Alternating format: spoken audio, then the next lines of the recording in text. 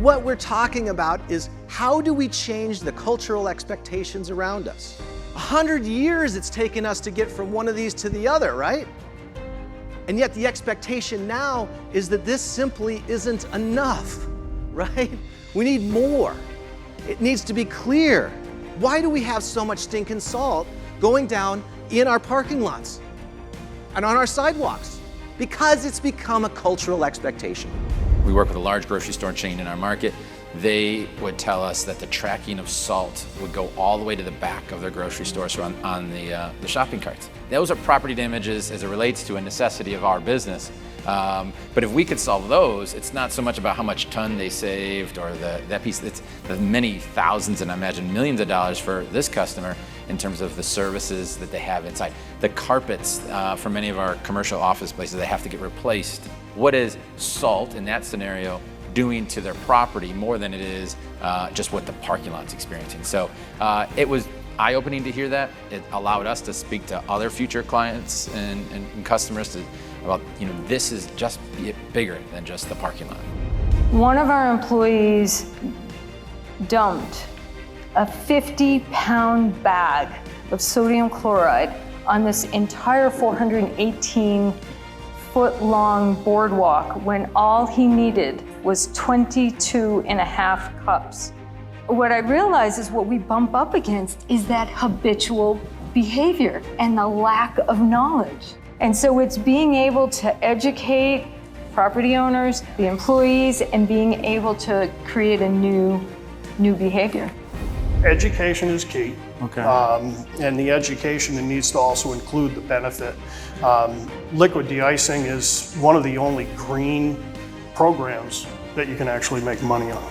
We were spending close to $2 million on repairs related to salt over a 5-year period. One of our initial meetings, we had pulled together some rough numbers of past, current, and future projects.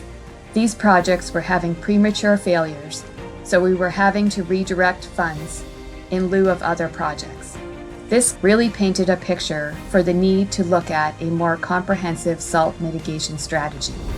We actually started looking at Mirror Lake very closely, and that's when we found in 2015 incredibly high levels of concentrate of rock salt, sodium chloride. So much so that it, in 2016, stopped the lake from turning over. So one of the things we did is we divided up where the salt was coming from. We found that 15 to 16% of the annual de-icing salt load came from local roads.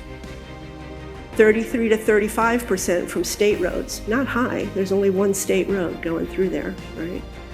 3 to 4% from sidewalks specifically in the village. And then we had 42 to 49% that was harder to tack down, but we accounted and attributed that to commercial and private applications to sidewalks, driveways, and parking lots. And so what we thought about increasingly is, yes, it's critical to work with our towns, yes, and our villages, and to talk to DOT and to come to conferences like this. But people make decisions every day, and they're really important. What I see here going on today is that you all are solving some incredibly interesting and difficult problems. And it's not just a technology problem, it is truly an inherently people problem. It is inherently a cultural problem. The amazing work that you all are doing fits into a larger context of the national salt culture problem.